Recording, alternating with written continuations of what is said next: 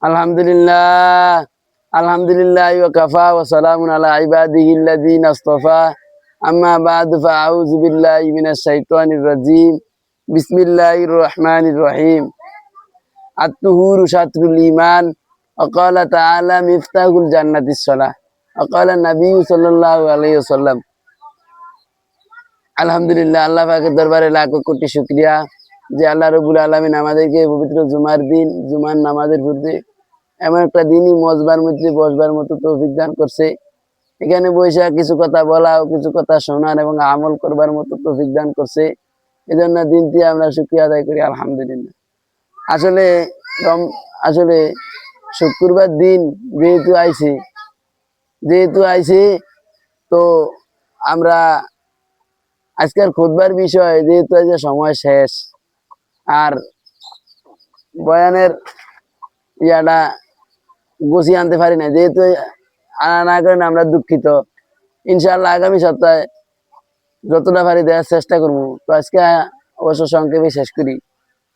আলহামদুলিল্লাহ, আজকে আমরা অনেকেই মুসলমান দাবি করি। আজকের খুতবার শুরুতে একটা হাদিস তেলাওয়াত করা হয়েছে যে মিফতাহুল জান্নাতিস সালাহ, নামাজ হলো বেহেশতের চাবি।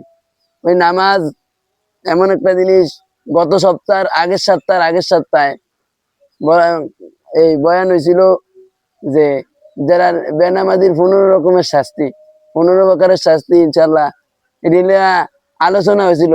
বিগত ভাবে আলোচনা করার হিসাবে আমার মনে হয় দরকার নেই, আর সময়ও শেষ, এটি আলোচনা করার মতো টাইম আমার কাছে নেই।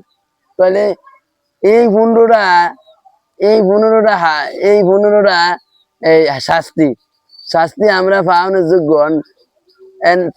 চিন্তা করে দেন, সমাজের মধ্যে কত মানুষ নামাজি আছে, কত মানুষ বেনামাজি আছে। যারা নামাজি হেরা তো নামাজ পড়ে, আর যারা বেনামাজি আর এরা নামাজও পড়ে না। তাইলে আমরা এটা যে যারা নামাজ পড়ে না একবারে দাওয়াত দেওয়ার দরকার। একবারে দাওয়াত দিয়ে হাতে ধরে বুঝিয়ে আনা দরকার যে নামাজ পড়ে, নামাজের জন্য তালকিন করা, নামাজের জন্য দাওয়াত দেয়া। পাশাপাশি করে আমাকে ঘরের মধ্যে যত ফোলাফাইন আছে, আমাদের ভাই বেড়াদার বোন আত্মীয় স্বজন, তারপরে বন্ধু বান্ধব করে কি করা, দাওয়াত দিয়ে আনা, দাওয়াত দিয়ে যে নামাজ পড়ো, নামাজের জন্য তালকিন করা, নামাজের বিষয়ে এহতেমাম করা। নামাজ না পড়লেই ক্ষতি। বা আমরা তো অনেক মানুষই আছে জানি যে আমরা এই নামাজের 15, সবাই যে নামাজের 15 প্রকারের শাস্তি জানে এমনটা কোনো না। কিছু মানুষ জানে, কিছু মানুষ জানে না। তো যারা জানে না অবশ্য নামাজ না পড়লে গুণ হইব, ছোট যেমন ফোলাফাইনে করে বুঝাইবেন, নামাজ না পড়লে গুণ হইব, নামাজ না পড়লে জাহান্নামে যাইতেইব, নামাজ না পড়লে এই 99টা সাপ হইব, সাপ হইয়া কারমাইব। এই সমস্ত জিনিস দিয়ে করে এই করা, মানুষে করে বুঝানো। তারপরে ঘরের মধ্যে অনেক মা বোন আছে, উপযুক্ত কত মা বোন আছে, মা বোনে করে দাওয়াত দেওয়া। ভবিষ্যতে একটা লাইফ সেটেল হইব, লাইফের মধ্যে এই লাইফ সামনেতে তাকে একটা নতুন ভবিষ্যৎ হইব। এই ভবিষ্যতের মধ্যে দেখা গেছে একবারে নামাজ পড়তে হইব, নামাজের কোরআন তেলাওয়াত করতে হইব।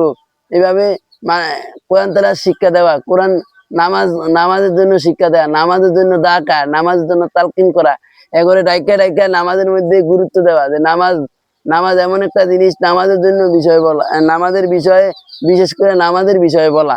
এরপরে দিয়া তো